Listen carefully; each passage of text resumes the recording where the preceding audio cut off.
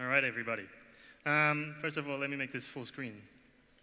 And then, can I get a quick show of hands? Who in here has heard of styled components? Jesus. Who in here uses styled components? Raise your hand, raise your hand. Who in here likes styled components? Raise your hand, raise your hand, raise your hand. Oh, that's almost everybody who uses it. Oh, I expected all the hands to go down. That's good. Thank you. In case you don't know who I am, I'm Max. I come from Vienna, which is in Austria. That is not Australia. I did not fly halfway around the world. It was a 2-hour trip. Just to be clear, you would be surprised how many people go, oh, hey, I'm from Austria. And they go, kangaroos? Kangaroos? I work at GitHub now because they bought my last company called Spectrum. And I wanted to take this chance to reflect a bit on the tech choices we made at Spectrum and kind of the ones I regret. To give you a little bit of background, Spectrum is an open source chat app for large online communities. We started building it in 2017, I think. So it's been 2 years, pretty much. And many, many open source projects use it, like the Next.js community is on there, the Styled Components community is on there. And it's essentially a real-time chat app. It's like Slack, but public and threaded. Now, we've had some unique challenges, and as 3 people, we also had to make sure that we chose the right tech. We're 3 people with a predominantly front-end and design background, right? I was the most technical of us 3, and I'd never really built a production backend, never mind for a real-time chat app that many thousands of people use concurrently. We made quite a few mistakes with our tech choices. And I have 4 specific ones that I want to talk about today. The first one is not using React Native Web. Now, in case you don't know what React Native Web is a project by Nicholas Gallagher, who used to work at Twitter and now works at Instagram. And he built it to basically take React Native code and render it to browsers. That means you could take the exact same code that you wrote for your React Native app and render it as a website. For us, we had to start with a website. Spectrum is a chat app, but it is public, and a big part of the appeal is that it's search indexed. All the chats that are on Spectrum are completely search indexed. If you search for a Next.js problem on Google, it's likely that you will find a post in the Next.js community on Spectrum. The search indexing meant that we just had to start with a website, even though chat apps really work best as mobile apps, right? Many of you probably use many chat apps every single day from your phones. Now, we had to start with a website due to the search indexing, but we really needed mobile apps. Our users, that's pretty much the #1 feature they request. So we started building mobile apps, but it's taking us a long time, right? Spectrum is now 2 years old, so there's a lot of features and a lot of things that we built that we now have to rebuild entirely from scratch, which is very annoying. React Native Web would have made that 1,000,000 times easier. We could have written our app once for React Native, and then taken pretty much the same code and rendered it on a website. Now, I probably wouldn't have gone all in, right? I probably wouldn't have taken just a mobile app and put it on a desktop. I would have built a base component library in React Native Web and then just reused those base components, like your buttons, your headers, your cards. All of those components, they're exactly the same, no matter if you look at them on mobile or on desktop. So React Native Web would have saved us so much time. I really, really wish we'd used it. Another thing I learned through this experience is that it really would have made sense to go mobile first. Even though we had to build the website first, we should have optimized it for mobile. And the reason is that a mobile experience on desktop is fine, right? It's a little bit strange sometimes. Maybe stuff is a little bit too big, but it's usable, right? On the other hand, a desktop experience on mobile is horrible. It's absolutely horrible. If you zoom in, it's completely crappy. So we built the desktop experience first, and then we thought, oh, we'll just add some media queries, right? We'll just add some media queries and make everything work beautifully on mobile. But that's not how it works. It's much, much harder to convert a desktop experience to mobile than a mobile experience to desktop. So the first big lesson that I'm taking away from building Spectrum is that building a good product is all about experimentation, right? It's all about iteration. And you should optimize, or we should have optimized our tech choices for that speed and the flexibility, right? We didn't know where we were going, right? Our product evolved immensely over the past 2 years. It's completely different than what it was when we started out. But we could have done more to, from the get-go, set us up for this quick iteration, quick changes, and then also being able to reuse the code on different platforms.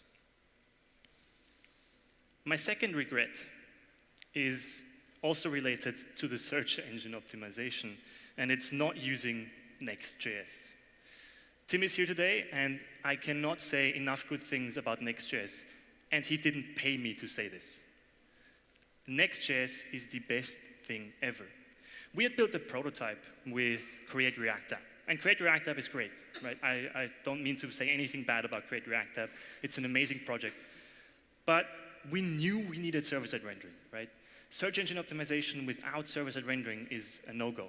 You cannot do anything. And yes, client-side, Google kind of indexes client-side rendered apps, but if you have data fetching after the initial render, they won't index your content. So it's great that they will index our loading spinner, but that's not what we wanted, right? We wanted the content to be search engine indexed. So we needed server-side rendering. So then I went, server-side rendering, how hard can that be? I'm just going to build my own server-side rendering server, right? It can't be that hard. Except it's extremely hard.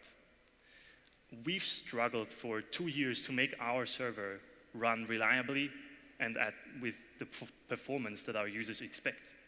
Next.js is a framework that, in case you don't know it, you really should know it, but in case you don't know it, is a framework that basically gives you a server-side rendered website out of the box. And it does everything right. They've spent years optimizing the development experience, the performance, the bundle splitting, everything. There's no person on the planet who knows more about server-side rendering React apps than Tim. Nobody, I can tell you that. And Next.js shows that. I use it for all of my new projects now, and it's just amazing. And I really, really wish I hadn't thought that building a server-side rendering server is easy, because it's not. And Next.js makes it extremely, extremely easy. So my second lesson here is that you should probably use existing solutions to problems that you do not understand deeply, right? I had no real idea what it meant to build a server-side rendering server. I'd never done it. I just figured, how hard can it be, right? In the React docs, it's a single function. Can't be that hard, right? Render to string, and we're good. But actually, there's a lot more complexity involved that I did not know about and that I did not understand. You have to handle the CSS, you have to handle the data fetching, you have to handle caching, you have to handle performance. There's so many things that you need to optimize. And we had to do all that manually, and it still doesn't work very well. Whereas with Next.js, I can't repeat this enough, but it's just amazing. It gives you everything out of the box. Now, my third regret is using RethinkDB. We're a chat app, right? Almost everything on Spectrum is real time. The messages, the posts, the online statuses, the communities, everything has to be real time. That's the whole point of a chat app, right? That you can chat in real time. A chat app without real time is not a chat app, it's a forum. And we looked at various databases, but decided to go with RethinkDB because they have this feature called change feeds. And change feeds essentially allow you to listen to live updates on any database query, right? Any database query you run, you put a dot changes at the end, and you get live updates whenever anything changes. That sounded great, right? I thought, wow, we can make everything real time without having to build a separate pub sub layer or anything. We can just use the database, right? And we'll get all the updates reliably, and it'll be perfect, and everything will be real time.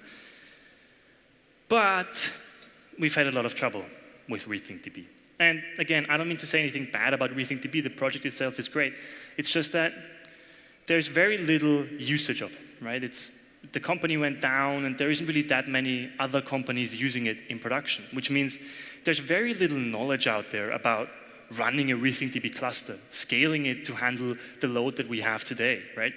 So we had to learn all of that by heart, which took a long time and had a big toll on our users. We've had probably dozens of outages, mainly related to database problems, right? Suddenly the cluster not accepting any connections anymore randomly and our API server crashing, stuff like that. And because there's such a small community around it, debugging these issues often felt like shooting in the dark. We had no idea what we were supposed to do, right? There's no knowledge about operating a RethinkDB cluster. Nobody does that, right? It's such a not widely used technology that there's just no knowledge and no community. It also, in the end, turned out that the feature we chose RethinkDB for, change feeds, really don't scale at all. If you imagine loading a chat app, right, every user has to get a bunch of live updates. They have to listen to new messages, new posts, new users that are online. And so we thought, okay, for every user, we'll just listen to a live database query, right? And so for every user, we started listening to 3, 4, 5 database queries for updates that they expected. But RethinkDB really can't handle any more than 50 or 100 change feeds, right? Which is not enough. So we had to work around this, which is even, we managed to get it done. We managed to work around it, but it took way longer than it should have. And honestly, at that point, we might as well just have built a separate pub/sub layer and used an actual database rather than RethinkDB. So there's some more lessons here that I take away from this. One is that you should think about choosing your technologies depending on how hard it is to change them, right? Choosing a database, if you want to change your database down the line, like we want right now, it would be a multi-week, if not month effort. It would take us months to rewrite all of the database query, write data migrations, handle redeployment. It would be a lot of effort, and we can't afford that.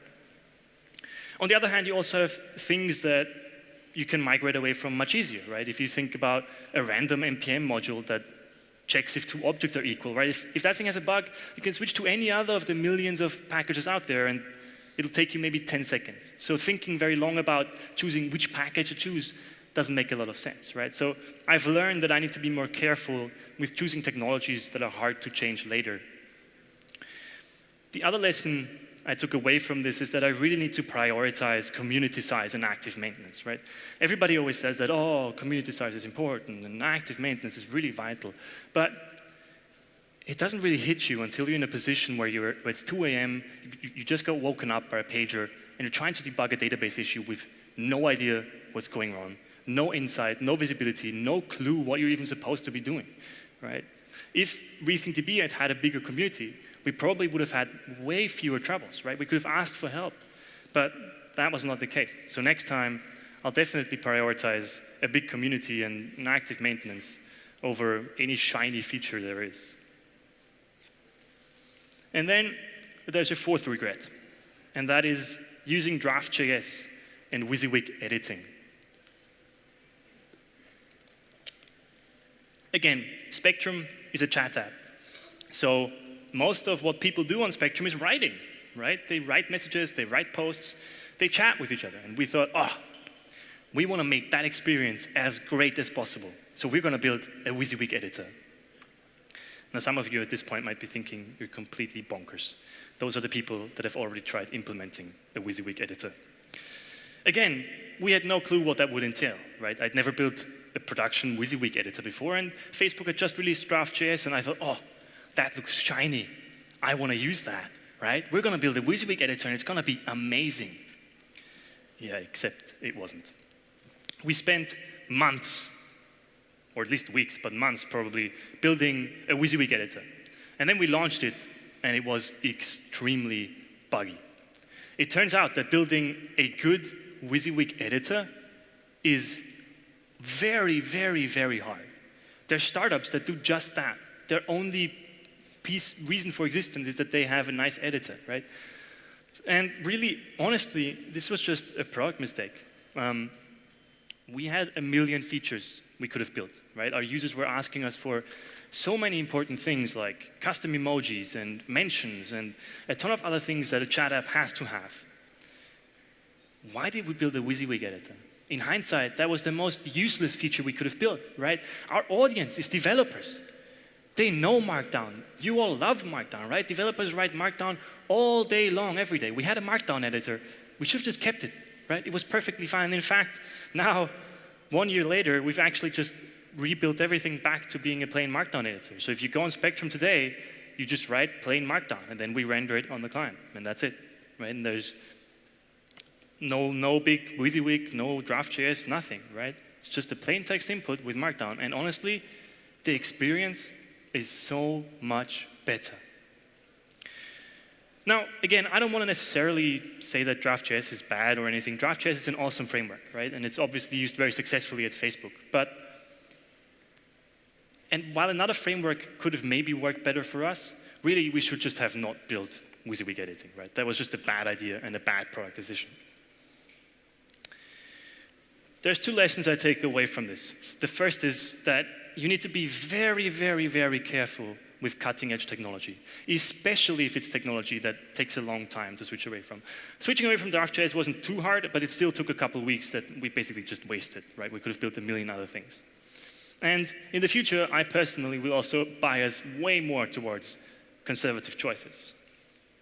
The other lesson is that I really need to be more open with my roadmaps of my products, because our users are going to tell us what they want. And I can guarantee you they would not have told us that they want WYSIWYG editing, right? Had we just listened to our users, and that is such an easy thing to say, right? But when you're heads down, building a startup, trying to ship, sometimes you lose track of that, right? Sometimes you lose track of talking to your users. And as dumb as that sounds, had we just talked to our users, we would have avoided months and months of effort and pain. All right, that's all I got for you today. Thank you very much for having me.